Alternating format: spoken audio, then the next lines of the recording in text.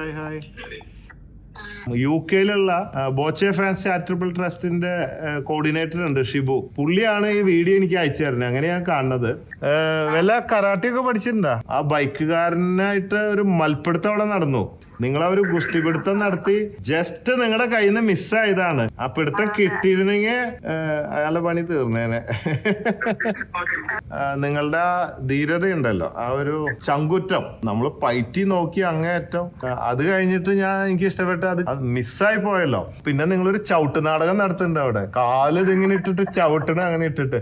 അപ്പൊ ഞാൻ ആലോചിച്ചു ഓരോ ചവിട്ട് ആ കള്ളനുള്ളതായിരിക്കും കിട്ടിക്കഴിഞ്ഞിരുന്നെങ്കിൽ.